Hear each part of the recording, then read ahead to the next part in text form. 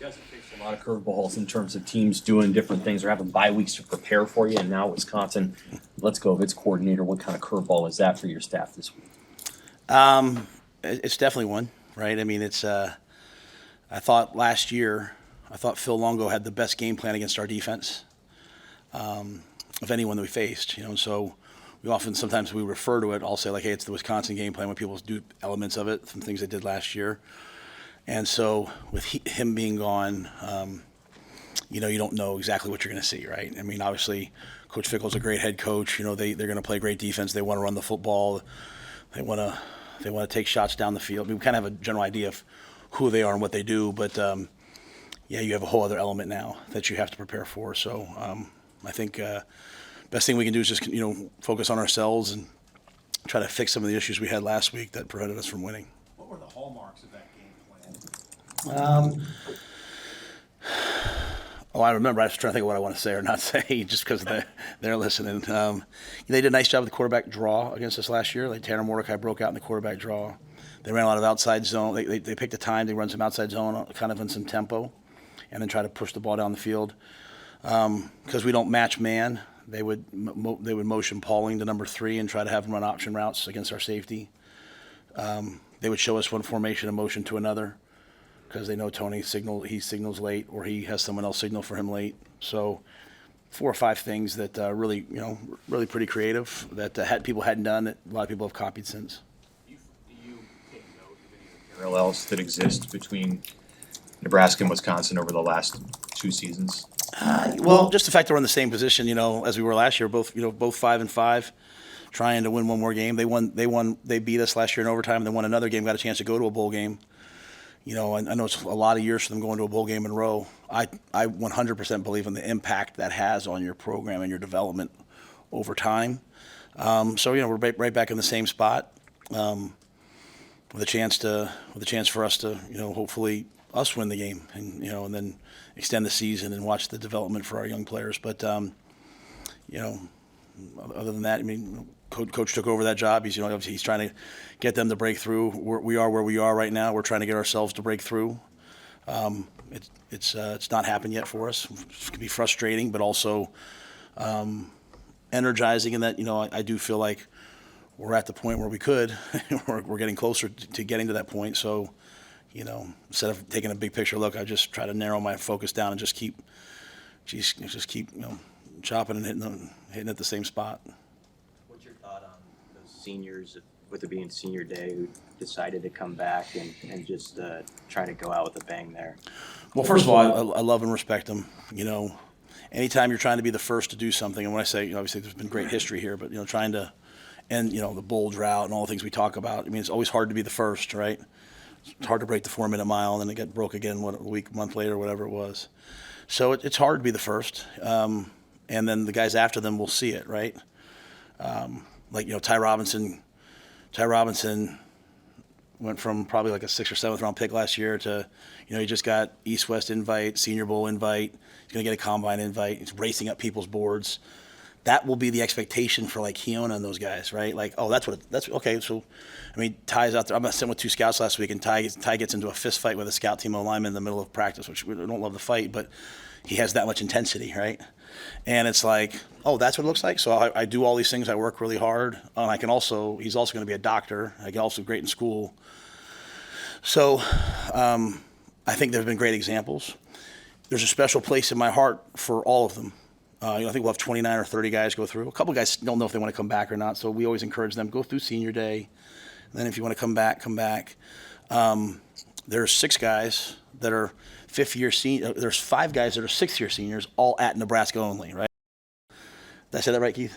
Yeah, so you think about on offense, Bryce Benhart, Ramir Johnson, Javen Wright, John Bullock, and Ty Robinson, and all the different journeys that they've taken, and so you think about there's a lot of 5th-year seniors, guys, guys at Gifford who decided to come back, other guys who transferred in. So I certainly would love to end their career not just with a win, but with them being the ones who break through. There's a big difference.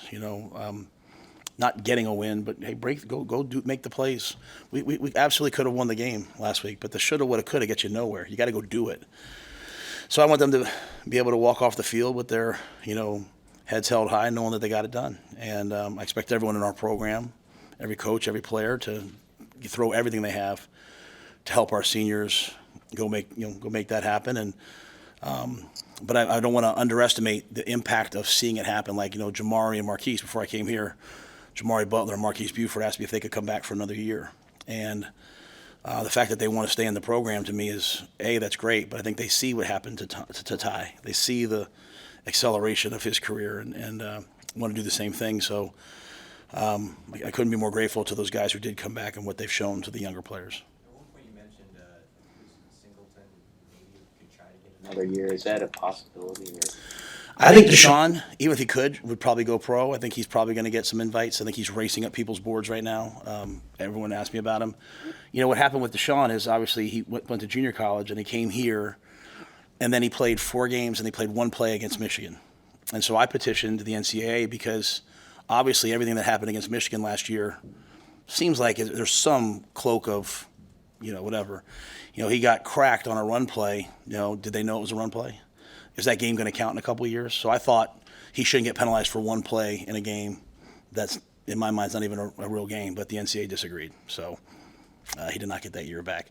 With that being said, I think DeShawn would probably have that year and say, Coach, thanks a lot. I'm going to take my talents to the next level, because I think he's doing a really good job. But I wanted him to do that. Academically, he could use the year to finish his degree. So I thought he deserved that, but the NCAA disagreed. What did you think about the way you ran the ball last week?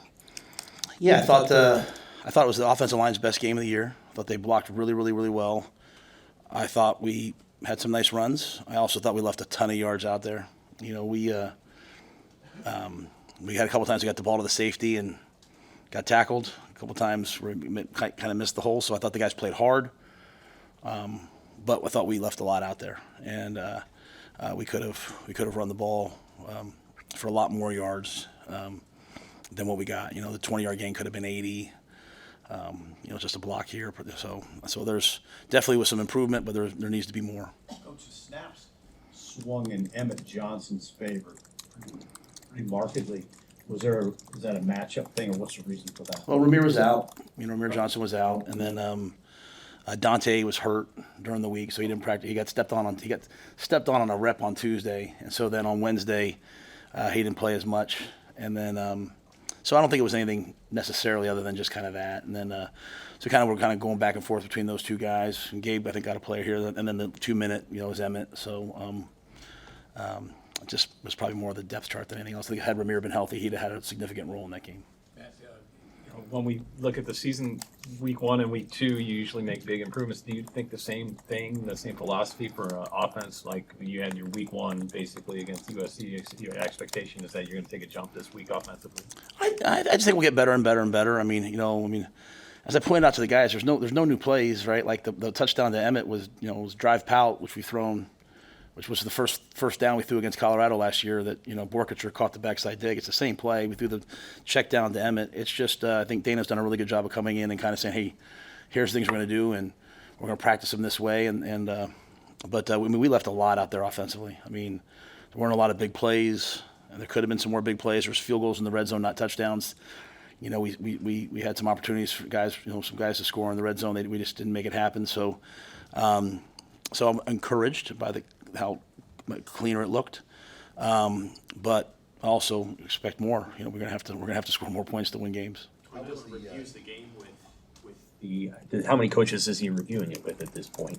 Sorry. When Dylan reviews the game on Sunday, how many coaches is he reviewing it? Yeah, I'm not involved with that. I have him. He's watching it with Glenn and Dana. Yeah, they're doing their thing. So.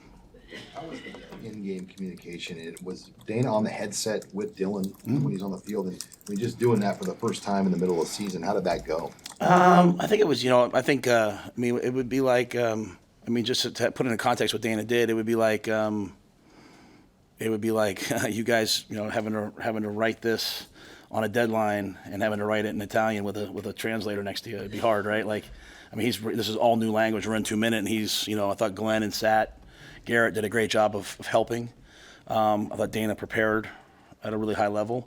I think that will only get better and better and better. And again, that I left that game, as I said, feeling encouraged about, hey, the offense is the offense is at some point here going to really take off with kind of the direction we're headed. On the other side of some of those missed opportunities you mentioned offensively, how did the defensive guys respond to seeing on film some of the things that were left out there on that side with plays where they had their hands on footballs and routes that they tried to jump where they didn't make plays? What did you come away with? Yeah, they were all three touchdowns. The first play where it's cover three and guy scrams around, the guy gets behind Tommy. The touchdown over top of Malcolm's head. It's cover two with a safety that chases a route. That's a veteran secondary that didn't play very well in those key moments, and I think they'd be the first to tell you that they're really upset with themselves. The deep touchdown, to number 2, that should never be a touchdown. I mean, those are all simple day one routes. So we had every opportunity, So again, and I always say it because I'm always very careful what to call out and what not to. But my point to our guys is this: I think after the game, when you guys asked me, do you feel snake bit? No, I expect our cover 2 safety to play cover 2, and I expect our cover 3 corner to stay deep.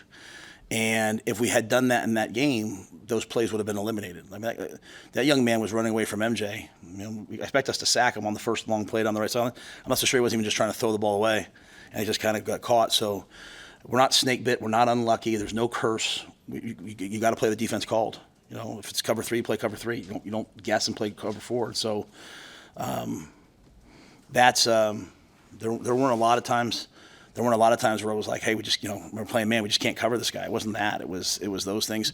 So those near misses are all, to me, they're all of our own doing, Mitch. Now I want to flip that. Their run game I thought was elite. Going into the game, I said it was elite. Number 4 was elite. We that I would say we have to be better at. But those big plays never should have happened. And we were giving up about 13 points a game down this stretch last year, and we're giving up a touchdown or 2 more now because of some of those type plays, and we can't give them up. Why do you think those have happened with such a veteran group? I think you're playing. Anything you say right now will sound like an excuse, so I have to be very careful. I think you're playing better teams in bigger moments, more complex offenses. You start looking at what, you were playing these Pac-12 teams. The offenses are more complex than what we saw last year. Some of the offenses we saw last year were like inside zone, RPO, and a couple drop back passes. You're seeing way more. And so, when you're facing really talented players with a complex offense, one mistake can be a touchdown. At the same time, I also expect our guys to regroup and play it better. But probably that. We didn't get to ask you this after the game, but how surprised were you to see that many Nebraska fans travel out to USC for the game? I kept telling our guys, like, hey, we're not going to need silent count. I mean, I knew our fans would travel. People that I've talked to have said they were going to be out there. It was awesome. It was just disappointed we couldn't, get the win for them because they traveled and they supported and they made that, feel like a home game. And it was really an advantage in that atmosphere. So, as always, grateful for that support. What do you like when you think about the fact that Wisconsin's won a lot of games in this series? Have your players talked to you about that streak, and do you address that directly this week?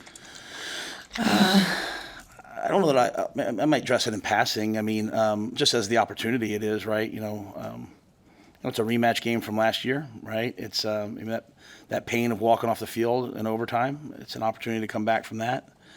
It's an opportunity to end a streak that's been there a long time. There's a lot of opportunities. It's still just, but again, it comes down to like if you're playing cover 2, play cover 2. If you get to the safety, make a miss. It just still comes down to, doing your assignment, playing really hard, not being distracted. Not being distracted enough. So that's why sometimes you talk about the opportunity, so guys don't get distracted and get unfocused. To me, if there's any outside element for me this week, it's those seniors and. Just how I felt last year walking off the field with, Grant, Taggy, and Nick and Luke, and all those guys, man, after the Iowa game, just how I felt for them, and so we've had it's been such a unique season, and we've had some really, really great moments, and I don't know if you'll ever be able to recapture the feeling of beating Colorado, and the pick 6 in that game, and and then to now be in the tough spot that we're in, you're just kind of looking for everybody to kind of rally together and push us through. And I don't want to be in the offseason, Sam, talking to Jamari and Marquise now, let's say, who are coming back about, hey, we got to learn how to break through. Like, we're in the same spot as last year. You've got to break through so that there's something new next year that you're going for. And so that's what the end of the year is about to me. It's not about optics. It's not about hope. It's about action. It's about doing things. And so we had every right to win the game last week. We didn't get it done. So it'll be another close game. It's 3 straight games. Ohio State, I think it's Ohio State, UCLA, that the game comes down to the last drive, right? And we have the ball that, we're going to have to go down at some point and win the game. And, Wisconsin just played a great game against Oregon. They played a great game against Penn State. They're talented. It'll be probably come down to the last drive. And I want our seniors to win one of those. And so I'll do everything I can, and I expect our staff and players to. On that last drive, Dylan thought he gave a mature answer after the game about the last play and what he saw. How did that sit with Jamal, others on your team, to see? I hadn't seen the replay of that when we talked to you after the game, but obviously later saw it. Anything you can share on just how the guys felt about that? I haven't talked to them about that, I sat up here 2 weeks ago and said, hey, no more apologies. Hopefully there's no more apologies. I've taken the tact I've tried to take. I don't know what else to say. I'll just, I sat here this time last year with, talking to the commissioner and the head of officials last year after the last game with apology about, hey, Matt, we blew the instant replay against Iowa. Sorry, you guys are going to a bowl game. I can't tell you how many times this year I've gotten those calls. So, Troy's on it. I mean, I'm going to focus on us just playing better, not worry about those things. But you can't, whether it was the one down by the goal line or that one. We saw last week. We saw BYU and Utah come down to a play like that, right? So, I don't know what else to say other than I'll let Troy handle that, and I'll do the best I can just to make sure we play better football. In his press conference today said it's going to be a collaborative group effort with the coaching staff on calling plays. How much, if anything, does that change how you guys prepare for that? And, you don't know any coaching tendencies or anything like that with who's going to be calling. Yeah, I think it's probably a lot like us last week. Like you probably can't change the core plays of what you do, and they've probably all been collaborating them all year long. So I think you have to get into the game and recognize sort of, hey, here's how they're calling it today. They've got one of the best wideouts in the Big Ten in Pauling. I know he went down in the last game. I don't know his status. Locke's done a really nice job for them. They've got big, powerful backs and a great O-line. And so at the end of the day, for us, when we stop the run on defense, we play pretty well. When we don't give up big plays, we play pretty well. A lot of you go back to Ohio State this past game, when you're facing skill guys like those teams have, going back to Sam's question, just one simple mistake in the secondary can result in a big play. When you're facing teams that aren't as talented, maybe you come off and you make a tackle for a 20-yard gain. Wisconsin's got skill. They've got guys on the outside who can run. And so we'll have to eliminate the big plays, try to stop the run, try to contain the quarterback, and just kind of get into the game and see how they're playing. We were a little bit more this past game offensively, a little bit more probably getting the ball out of our hand a little quicker. So that was our change. We'll see what their change is. You said that the line obviously protected well. Only 2 passes of more than 10 yards. I think one more than 20. What's going on in the downfield passing game that just didn't hit? I mean, I don't know that we took a ton of those shots. I mean, we threw a couple. We threw the go ball the first play of the game.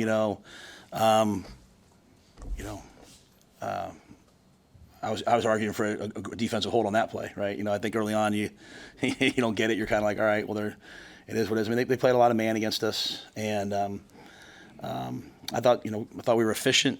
I thought we recognized that we were going to get the ball out of our hand, get through progressions. But there was not a ton of explosive plays. Push the ball down the field type plays until we got into the 2-minute. We'll have to continue to work just as a group on getting off press and defeating man. Sometimes you talk to players, you talk to their parents, you talk to whomever. They're talking about who you're featuring. There's not really a lot of featuring of people. It's like it's in man who wins. And so the one thing about Dana's offense is he's going to throw the ball to the guy who's open. So we called some down the field. We just necessarily didn't win down the field at the level you'd like to. But I don't think any of that is representative of the offensive line. I thought the offensive line protected and and won their one-on-ones. Except for, we had one right before the half where we snapped it. It was supposed to be on 2, and the center snapped it on 1. So we gave up a sack on 3rd and 4. I would be remiss if I didn't say I thought Janier and Bonner played one heck of a game. I mean, I thought he was really, really. When you have a wideout, that you can throw the ball to on 3rd and 10 and go get a first down on a screen, and then come in and crack the defensive end and run the ball. He's a special player, and when Dana comes in with a fresh set of eyes, sometimes as a player you're like, oh, they're not giving me a chance, or they don't see what I can do. When you have a new coach come in and he recognizes what you can do, it's pretty cool. So for all the young players today, I was able to point out, like, Janier and Bonner never complains. He played fullback last year. He runs down on kickoff. He plays on punt. He plays on punt return. Plays on kick return. So he's the type of player that we're just going to continue to try to find and build around. Tough, competitive, strong, physical, can make plays. I know that's not really what you asked, but I'd be remiss if I didn't say that. But I think Dana had a good plan in terms of, hey, getting the ball in some of those guys' hands a couple times and seeing what they can do. But yeah, I think we called some down the field shots and just didn't quite win on them and at the level we'd like to. What is senior day like in the era The transfer portal. Because you just talked about those guys that have been here 6 years. You also got guys that have been here 6 months. Yeah. I mean, I think the way I've always looked at it is once you've played for me for life, right? Like I have guys that call and text me to this day that I had to throw off a team. Hey, you're not allowed to be here anymore. Still doesn't mean I don't love you. I mean, I got Mark. I talked to Marcus Washington last week. I coached him for 6 months, right, a year. So it's a little different, but at the end of the day, they all made the decision to come here. They wanted to be here. I do think there's something special for the guys who were there for 4 years, for 5 years, for 6 years. I mean, there's no doubt, right? Like this for the last however many years, this has been a tough time for Nebraska football. And I'm here I'm going on my 2nd year, and I certainly feel the weight of it. I certainly feel like as you're trying to break through how hard and difficult it is, right? And I'm 49 years old, and I've done this twice before, so like I'm encouraged by those things. To think of the guts and the courage of Giff, of Ty, Nash, and all those guys, like I don't want to forget anybody, but you get the point. You think of the courage of Javen, just when they could have just left and gone somewhere else. Hey, I want to just go experience this, or they could have left and gone to the NFL. But for them just to keep coming back, I hope that's why I want to win so badly for them. I hope history looks back on them. I mean, in the Bible they talk about those who stand in the gap, and I won't get religious on everybody, but like they've stood in the gap here, and they've taken some shots for it too, and they're still here, they're still standing, and so that's why I say what I say like this, so that our young players hear it, because we'll break through, and we'll win at a high level, and a lot of guys will come in here and they'll be a little bit more entitled. They'll be more concerned about what number they wear. They'll be more concerned about their NIL deal, what car they're driving. That wasn't Giff. That wasn't Nash. That wasn't Ty. Think about Nash, man. Goes out and wrestles, comes back out and plays football. He's got a bum knee right now. He's out there competing. Like I just absolutely love and respect these guys. And the success we will have will be built off their backs and the backs of the guys before and the backs of the guys before. So that's why this week's a really, really important week for me. Those situations that you have when Jamari and Marquise come and say they want to come back, or they ask you if you can come back. Of course you want them, but how is that different this year going into the 2025 season than it ever has been for you as a coach because of the incoming roster limits? Yeah, the roster limits are a real factor. I mean, it's just I can't imagine what's going to happen in the next 6 months. And if you're like a coach who's really cares about people, you're going to have to tell guys at the end of the season, like, hey, there's no spot for you here next year, so the guys can go and find somewhere else to go. And like, you have some players probably who are like, I'm not touching the ball enough, or I'm unhappy, and they're like, I'm going to go in the portal. And you think about the effect that's about to happen. The portal's already flooded. So we have 150, and we need to go to 105. That's 45 guys. Now I know some seniors, but we'll add some guys. Just think about 20 to 30 guys from every school having to go into the portal, and the effect it's going to have on FCS, and then on Division II, and then on NAIA and Division III. It's going to be, so to your point, when Marquise and Jamari say, hey, we want to come back, that's 2 more people now that can't be here next year.